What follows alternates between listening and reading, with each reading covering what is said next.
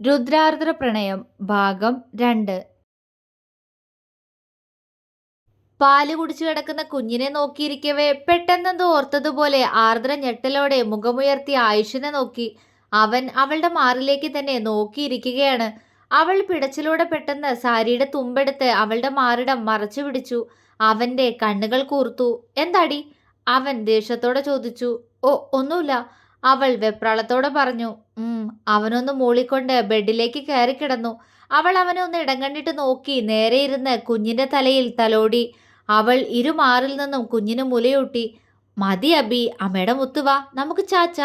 അവള് പതിയെ കുഞ്ഞിന്റെ വായിൽ നിന്നും നിപ്പിളൊന്നു മാറ്റി. അവനൊന്ന് ചിണുങ്ങിക്കൊണ്ട് അവളുടെ നെഞ്ചിലേക്ക് തന്നെ ചാഞ്ഞ് കിടന്നുറങ്ങി.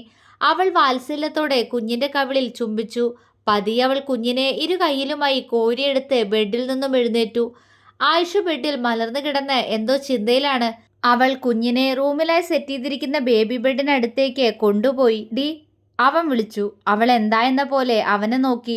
വീട് മാറിയതല്ലേ, കുഞ്ഞിനെ ഉറങ്ങാൻ ബുദ്ധിമുട്ട് കാണും. ഇവിടെ നിന്റെ അടുത്ത് ബെഡിൽ കിടത്തിക്കോ, അവൻ ഗൗരവത്തോടെ പറഞ്ഞു. അവളുടെ മുഖം വിടർന്നു, കണ്ണൊന്നു നനഞ്ഞു. ആഗ്രഹിച്ചിരുന്ന കാര്യ ഇപ്പോ രുദ്രേട്ടൻ പറഞ്ഞ്. സമ്മതിക്കില്ല എന്നാ കരുതിയിരുന്നേ, അതുകൊണ്ടാ ആഗ്രഹം ഉള്ളിലൊതുക്കിയേ. പക്ഷെ അവൾക്കിപ്പോ ഒരുപാട് സന്തോഷം തോന്നി. അവൻ അവളെ നെറ്റിച്ചുളിച്ചു നോക്കി. എന്തേ, വേണ്ടേ? വേണ്ടെങ്കി ബേബി ബെഡ് തന്നെ കിടത്തിക്കോ. ഇവിടെ നമുക്കൊന്ന് സുഖിക്കാൻ വേണ്ടേ? നിനക്കില്ലാത്ത വിർജിനിറ്റി എന്തിനാ ഇനി എനിക്ക്? എന്റേത് ഞാൻ നിനക്ക് തന്നേക്കാം. എന്റെ കറുത്തമ്മ ഇങ്ങോട്ട് വാ, അവൻ വഷളച്ചിരിയോടെ പറഞ്ഞുകൊണ്ട് അവൾക്ക് നേരെ രണ്ട് കൈയും വിടർത്തി കാണിച്ചു. അവൾ പകപ്പോടെ പെട്ടെന്ന് വേണ്ട എന്ന് തല ചലിപ്പിച്ച് കുഞ്ഞിനെ അവന്റെ അടുത്ത് ബെഡിലേക്ക് കിടത്തി. അവൻ അവളെ കൂർപ്പിച്ചു നോക്കി. അത് പിന്നെ അവൻ അവൻ കരഞ്ഞാലോ? ഞാൻ അറിയില്ല, അതുകൊണ്ടാ, അവൾ വിറയലോടെ പറഞ്ഞു. ഓ, അത് നീ കുഞ്ഞിനെ കൊണ്ടുവന്ന് എൻ്റെ അടുത്തന്നെ കിടത്തിയപ്പോൾ എനിക്ക് മനസ്സിലായി. അവൻ കണ്ണുരുട്ടി. അവൾ അവനെ നോക്കി പുഞ്ചിരിക്കാൻ ശ്രമിച്ചു. എത്ര കാലം നീ എന്നിൽ നിന്നും ഇങ്ങനെ അകന്നു നിൽക്കുന്ന എനിക്കൊന്ന് അറിയണം. നീ കാരണം എനിക്ക് എൻ്റെ പെണ്ണിനെ നഷ്ടപ്പെട്ടു.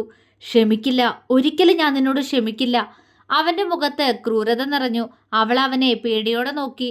ഞങ്ങളെ രണ്ടാളെയും ഇങ്ങനൊരു സങ്കടത്തിൽ കൊണ്ടിട്ട നിന്നെ വെറുതെ വിടില്ല ഞാൻ. എനിക്കവളെ കിട്ടാതാക്കി നീ.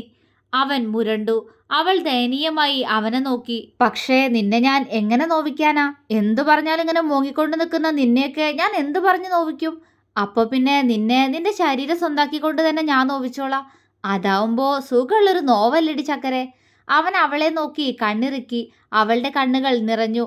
അവൾ പെട്ടെന്ന് തല താഴ്ത്തി നിന്നു. കേറി കിടക്കാൻ നോക്കടി, അവളുടെ ഒരു കണ്ണീർ പരമ്പര, അവൻ പുച്ഛത്തോടെ പറഞ്ഞു. അവൾ പെട്ടെന്ന് ബെഡിലേക്ക് കയറി കിടന്നു. നിശബ്ദത മാത്രം നിറഞ്ഞു നിന്ന അല്പസമയം കുഞ്ഞിന്റെ അവന്റെയും അവളുടെയും ശ്വാസോച്ഛ്വാസം മാത്രം അവിടെ ഉയർന്നു കേട്ടു. രുദ്രേ, അല്ല ആയുഷേട്ടാ, അവൾ വിക്കലോടെ വിളിച്ചു. എന്താ, ഞാൻ വരണോടി അങ്ങോട്ട്? നിനക്കിപ്പോ വേണോ? അവനിൽ മറ്റെന്തോ വികാരം. അവൻ പറയുന്നത് കേട്ട് അവൾക്ക് സങ്കടം സഹിക്കാൻ കഴിയുന്നില്ലായിരുന്നു. ഒരു കുഞ്ഞുള്ളതുകൊണ്ടാണോ ഞാൻ ഇത്രയും മോശമായിട്ടുള്ള വാക്കുകൾ അയാളിന്ന് കേൾക്കേണ്ടി വരുന്നത്?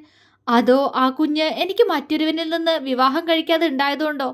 അവളുടെ കണ്ണുകൾ നിറഞ്ഞു. ഉള്ളിൽ കാപ്പി കണ്ണുകളിൽ കുസൃത ചിരി ഒളിപ്പിച്ച് തന്നെ നോക്കുന്ന ബെന്നിയുടെ മുഖം തെളിഞ്ഞു വന്നു.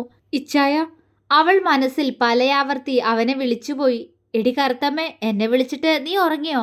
പറയടി, ഞാൻ വരണോ? ആയുഷിന്റെ ശബ്ദമാണ് അവളെ ബെന്നിയുടെ ഓർമ്മകളിൽ നിന്നും ഉണർത്തിയത്. അതല്ല, അവളുടെ ശബ്ദം പതറി. പിന്നെ എന്താടി? ദേ, വെറുതെ ഉറങ്ങിക്കിടക്കുന്ന എന്നിലെ സിംഹത്തെ നീ വിളിച്ചുണർത്തരുത്, കടിച്ചു കൊടഞ്ഞു കളയും ഞാൻ, അവൻ ഗൗരവത്തോടെ പറഞ്ഞു. ഇങ്ങേർക്കിങ്ങനെ ഡബിൾ മീനിങ്ങിൽ മാത്രമേ സംസാരിക്കാൻ അറിയൂ, അവൾ പിറുപിറുത്തു. എന്തെങ്കിലും പറഞ്ഞോടി, അവൻ ദേഷ്യത്തോടെ ചോദിച്ചു. അതേട്ടാ, ആ ബെഡ് ലാമ്പ് ഒന്ന് ഓണാക്കാവോ? കുഞ്ഞുണർന്ന ഇരുട്ട് കണ്ട് പേടിക്കും, അതിനാ ഞാൻ നേരത്തെ വിളിച്ച്. ഒരമ്മയുടെ കരുതൽ നിറഞ്ഞ വാക്കുകൾ. അവൻ ഗൗരവത്തോടെ മൂളിക്കൊണ്ട് കൈയെത്തിച്ച് ബെഡ് ലാമ്പ് ഓണാക്കി. ഒരു നേരിയ വെളിച്ചം റൂമിലാകെ പരന്നു. പിന്നീട് രണ്ടുപേരും ഒന്നും സംസാരിച്ചില്ല. അവരുടെ രണ്ടുപേരുടെയും മനസ്സ് അവരുടെ പ്രിയപ്പെട്ടവരിലായിരുന്നു. ബെന്നിയുടെ കൂടെയുള്ള സന്തോഷം നിറഞ്ഞ ഓർമ്മകളെ താലോലിച്ചുകൊണ്ട് അവൾ പതിയെ കണ്ണുകൾ അടച്ചു. അപ്പോഴും തൊട്ടപ്പുറത്ത് കിടക്കുന്നവന്റെ ഫോണിൽ അവളുടെ വാട്സപ്പ് മെസ്സേജ് വന്നുകൊണ്ടിരുന്നു. അവൻ അവൾക്ക് മറുപടി നൽകുന്നുണ്ട്. ഫോണിൽ വോയിസ് റെക്കോർഡ് ഓണാക്കി ഉമ്മ കൊടുക്കുന്ന ശബ്ദവും ആർദ്ര വ്യക്തമായി കേട്ടു. പക്ഷേ അവൾ അറിഞ്ഞതായി ഭാവിച്ചില്ല. അല്ലെങ്കിലും ഞാനെന്തു പറയാനാ? രുദ്രേട്ടന് പ്രണയം രുദ്രേട്ടന് ലഭിക്കാതെ പോവാൻ കാരണം തന്നെ ഞാനല്ലേ? അവർ ഇങ്ങനൊരു ബന്ധം പുലർത്തിയാലും എനിക്കൊന്നും പറയാൻ സാധിക്കില്ല. പ്രണയിച്ചവരെ വേർപിരിച്ചത് ഞാനാ. ഒറ്റയ്ക്ക് കഴിഞ്ഞേനല്ലോ ഞാൻ. എല്ലാരും കൂടി ഈ പാവങ്ങളുടെ ജീവിത തകർത്തെ.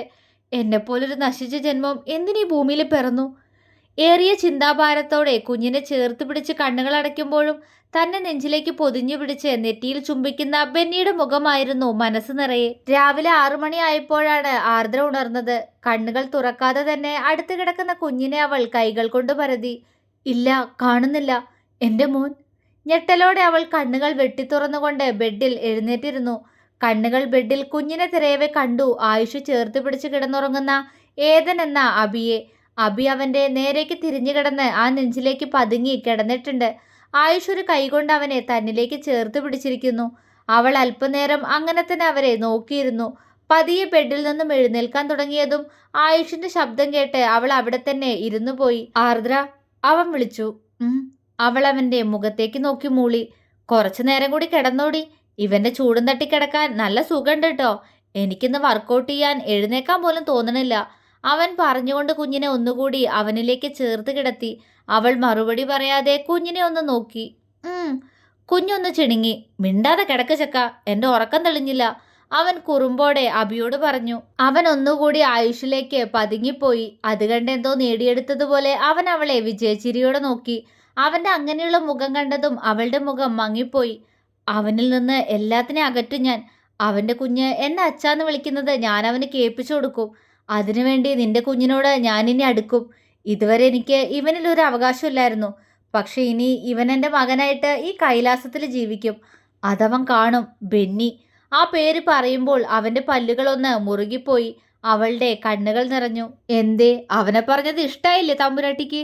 അവന്റെ ശബ്ദത്തിൽ പരിഹാസം. അവൾ അവനെ നോക്കി വേദന കലർന്നൊരു പുഞ്ചിരി നൽകി അവിടെ നിന്നും എഴുന്നേറ്റ് വാർഡ്രോബിന്റെ അടുത്തേക്ക് നടന്നു. അവനവൾ പോകുന്നതൊന്ന് നോക്കിക്കൊണ്ട് പതിയെ കുഞ്ഞിനെ ചുറ്റിപ്പിടിച്ച് വീണ്ടും കണ്ണുകൾ അടച്ചു. ആർദ്ര കുളി കഴിഞ്ഞിറങ്ങി വരുമ്പോൾ ആയുഷ് ഫോണിൽ നോക്കി ബെഡിലിരിക്കുന്നുണ്ട്. അവൾ അവന്റെ അടുത്ത് കുഞ്ഞിനെ തിരഞ്ഞു. കാണുന്നില്ല. കുഞ്ഞെവിടെ? അവൾ സംശയത്തോടെ ചോദിച്ചു. അമ്മ വന്ന് കൊണ്ടുപോയി, അവൻ അവളെ നോക്കാതെ പറഞ്ഞു. അവളൊന്ന് മൂളിക്കൊണ്ട് മിററിനടുത്തേക്ക് നടന്നു. കൂടുതൽ ചമയങ്ങളൊന്നും മുഖത്തിടാറില്ലെങ്കിലും ഇപ്പോ ആ സീമന്തരേഖ ഒഴിച്ചിടാൻ പറ്റാതെയായിരിക്കുന്നു. അവളൊരു നുള്ള സിന്ദൂരം എടുത്ത് അവളുടെ സീമന്തരേഖയിൽ പടർത്തുന്നതിനു മുന്നേ ആയുഷ് വന്ന് അവളുടെ കൈ തട്ടി മാറ്റിയിരുന്നു. അവൾ സംശയത്തോടെ മിററിലൂടെ അവനെ നോക്കി. അവൻ പെട്ടെന്ന് അവളെ പുറകിൽ നിന്നും അവളുടെ വയറിലൂടെ വട്ടം ചുറ്റിപ്പിടിച്ച് അവൾ അവന്റെ നെഞ്ചിലേക്ക് അമർത്തിപ്പിടിച്ചു. ആയുഷേട്ടാ, അവൾ വിറയലോടെ അവനെ വിളിച്ചു. സിന്ദൂരം വേണ്ട നിനക്ക്, ഇങ്ങനെ മതി. എനിക്ക് വേണ്ടി നീ അത് തൊടണ്ട. പരിഹാസമായിരുന്നു ആ ശബ്ദത്തിൽ. അവൾ വേദനയോടൊന്ന് മൂളി. ഫസ്റ്റ് നൈറ്റ് തന്നില്ല എനിക്ക്. ഫസ്റ്റ് മോർണിംഗെങ്കിലും താടി. അവൻ അവളുടെ കഴുത്തിൽ താടി ഊന്നിക്കൊണ്ട് കുറുമ്പോടെ പറഞ്ഞു. അവൾ മിററിലൂടെ അവനെ കൂർപ്പിച്ചു നോക്കി. എന്താടി കറുത്തമ്മ ഇങ്ങനെ നോക്കുന്നേ? ഒന്നാലോചിച്ച നെയ്റ്റിനേക്കാൾ നല്ലത് ഇപ്പൊ തന്നെയാ. എല്ലാം നല്ല HD ക്ലാരിറ്റി കാണാലോ, അവൻ പറഞ്ഞു. അവൾ അവനെ തുറച്ചു നോക്കി. എന്താടി? അവൻ കുറുമ്പോടെ ചോദിച്ചു. ആയിഷേട്ടന് ഈ ഒരു ചിന്ത മാത്രമേ ഉള്ളൂ? അവളുടെ ശബ്ദത്തിൽ ദേഷ്യമായിരുന്നു. എങ്കിലും ആ ശബ്ദം ഒന്നിടറിയോ. അവൻ കുറച്ചുനേരം കണ്ണാടിയിലൂടെ അവളെ തന്നെ ഉറ്റുനോക്കി. പതിയെ അവൻ ഒന്ന് ചിരിച്ചു. സ്വന്തമായിട്ടൊരു പ്രോപ്പർട്ടി ഉണ്ടായിട്ട് അതിനെ കിസ് ചെയ്യാൻ മാത്രമേ പറ്റിയുള്ളൂ പെണ്ണെ. അവളെ കിട്ടാൻ യോഗമില്ല. എൻ്റെ ആഗ്രഹമൊക്കെ നിന്നിൽ തീർക്കാനാവൂ എൻ്റെ വിധി. അവന്റെ ശബ്ദത്തിൽ നഷ്ടബോധം. അവളുടെ കണ്ണുകൾ നിറഞ്ഞു. വെളുത്തു മെലിഞ്ഞ ശരീരമുള്ള നിറയെ പീലികളുള്ള ഒരു പെൺകുട്ടിയെ അവൾക്ക് ഓർമ്മ വന്നു. രുദ്രേട്ടന്റെ പ്രാണനായിരുന്നവൾ. പാർവണ എന്നു പേരുള്ള രുദ്രേട്ടന്റെ മാത്രം പീലി. ഞാൻ കാരണം അവരുടെ വിവാഹം മുടങ്ങി. അവരുടെ വിവാഹം കൂടാൻ കുഞ്ഞുമായിട്ട് തനിച്ച് വീട്ടിലേക്ക് കയറി വരരുതായിരുന്നു. എൻ്റെ ബെന്നിച്ചായം കൂടെ ഉണ്ടായിരുന്നെങ്കിൽ. അവൾ ഒന്ന് നിശ്വസിച്ചു. എത്രയെത്ര ജീവിതങ്ങളാ ഞാൻ കാരണം നശിച്ചേ. അവളിൽ നിന്നൊരു തേങ്ങലുയർന്നു. അവൻ പെട്ടെന്ന് അവളെ തനിക്ക് നേരെ തിരിച്ചു നിർത്തി. അവൾ അവന്റെ മുഖത്തേക്ക് ഉറ്റുനോക്കി. എന്തുപറ്റി കറുത്തമ്മേ? നീ എൻ്റെ പെണ്ണിനെ കുറിച്ചാണോ ഇപ്പൊ ആലോചിച്ചേ? അതാണെങ്കിൽ അതോർത്ത് നീ സങ്കടപ്പെടണ്ട കേട്ടോ. അവളെന്റെ പ്രാണനാ. വിവാഹം കഴിച്ചാൽ മാത്രമല്ലല്ലോ ഒരുമിച്ച് ജീവിക്കാൻ പറ്റുന്നേ. നീ നിന്റെ ബെന്നിയുടെ കൂടെ കഴിഞ്ഞതുപോലെ ഞാനും എൻ്റെ പീലിയും ലിവിങ് ടുഗദർ കഴിഞ്ഞോളാടി. അതിനെന്റെ ചക്കര ഇങ്ങനെ വിഷമിക്കുന്ന എന്തിനാ? അവൻ ചിരിയോടെ ചോദിച്ചു. അവൾ അവനെ തുറച്ചു നോക്കി. അത് കണ്ട് അവനൊന്ന് പുഞ്ചിരിച്ചു. ശരി, നിന്റെ സങ്കടം മാറിയിട്ടില്ലെങ്കിൽ ചേട്ടൻ ഒരു പാട്ട് പാടിത്തരാടി കറുത്തമ്മേ. എന്നിട്ട് നമുക്ക് ഈ കടാപ്പുറത്തൂടെ തിരയെണ്ണാം, അവൻ കുറുമ്പോടെ പറഞ്ഞു. അവൾ അവന്റെ മുഖത്തേക്ക് തന്നെ ഉറ്റുനോക്കി. എന്താ? അവളുടെ മുഖം കണ്ടവൻ സംശയത്തോടെ ചോദിച്ചു. അവൾ ചുമലനക്കി. ഓ, എന്റെ ചക്കര എന്റെ പാട്ട് കേൾക്കാൻ നിൽക്കുമായിരുന്നോ? വെയിറ്റ്, ഞാനൊന്ന് ആലോചിക്കട്ടെ. പറഞ്ഞുകൊണ്ട് അവൻ അവളുടെ തോളിൽ കൈവച്ചുകൊണ്ട് മുകളിലേക്ക് നോക്കി ആലോചിച്ചു. ആ, കിട്ടിപ്പോയി, അവൻ കള്ളച്ചിരിയോടെ പറഞ്ഞു. അവൾ സംശയത്തോടെ അവന്റെ മുഖത്തേക്ക് നോക്കി. എന്റെ എല്ലാം എല്ലാമല്ലേ, എന്റെ ചേലത്തെ ചെമ്പരന്തല്ലേ, നിന്റെ കാലിലെ കാണാ പാദസരം ഞാനല്ലേ, ഞാനല്ലേ, നിന്റെ മാറിലെ മായാ ചന്ദന പൊട്ടെനിക്കല്ലേ, എനിക്കല്ലേ. കുറുമ്പോടെ പാടുന്നതിനോടൊപ്പം അവന്റെ കൈകൾ അവളുടെ മാറിലൊന്ന് തലോടി.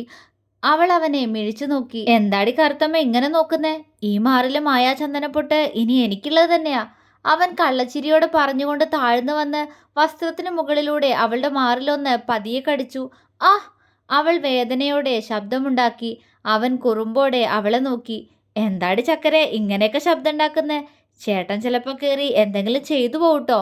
പിന്നെ 10 മാസം കഴിഞ്ഞ് മോള് ഫ്രീ ആവൂ, അവൻ വഷളച്ചിരിയോടെ പറഞ്ഞു. പോട പട്ടി, അവൾ ദേഷ്യത്തോടെ പറഞ്ഞുകൊണ്ട് അവനെ ഊക്കോടെ പുറകിലേക്ക് തള്ളി മാറ്റി വാതിൽ തുറന്ന് പെട്ടെന്ന് പുറത്തേക്ക് ഓടാൻ ശ്രമിച്ചു. വാതിലിന് മുന്നിലെത്തിയതും അവൾ അവനെ കണ്ണുരുട്ടിക്കൊണ്ട് നോക്കി. പട്ടി നിന്റെ അച്ഛൻ ശരിയാക്കി തരാടി കറുത്തമ്മ നിന്നെ ഞാൻ. മാറിലമായ ചന്ദനപ്പൊട്ടെന്ന് പാടിയതിന് ഇതാണെങ്കിൽ നിന്നെ കൊണ്ട് ഞാൻ ആഷിക്കുപനായ പാടിക്കൂടി, അവൻ ഉറക്കെ വിളിച്ചു പറഞ്ഞു. അവന്റെ ഉറക്കെയുള്ള ശബ്ദം കേട്ടവൾ അവനെ കൂർപ്പിച്ചു നോക്കി. എന്താ പോണില്ല ചക്കരെ? മോൾക്കിപ്പോ തന്നെ ആഷിഖ്ബനായ കളിക്കണോ? ബാ, ചേട്ടൻ കളിപ്പിച്ചു തരാ, സോറി പഠിപ്പിച്ചു തരാ, അവൻ കള്ളച്ചിരിയോടെ പറഞ്ഞു. താൻ ഒരു കാലത്ത് നന്നാവാൻ പോണില്ല, വൃത്തികെട്ടവൻ, അവൾ ചുണ്ടുകൂർപ്പിച്ച് പറഞ്ഞുകൊണ്ട് പുറത്തേക്ക് പോയി. അവൾ പോകുന്നത് നോക്കി നിന്നവൻ പതിയെ കണ്ണാടിയിലേക്കൊന്ന് നോക്കി. ചിരിയോടെ അവൻ അവന്റെ മീശ മുകളിലേക്ക് പിരിച്ചു വെച്ചു. തുടരും. അപ്പം അടുത്ത പാർട്ടായിട്ട് ഉടനെ തന്നെ വരാട്ടോ. നമ്മുടെ സ്റ്റോറി കേൾക്കുന്ന ആരെങ്കിലും നമ്മുടെ ചാനൽ സബ്സ്ക്രൈബ് ചെയ്തിട്ടില്ലെങ്കിൽ സബ്സ്ക്രൈബ് ചെയ്ത് സപ്പോർട്ടും കൂടെ ചെയ്യണേ.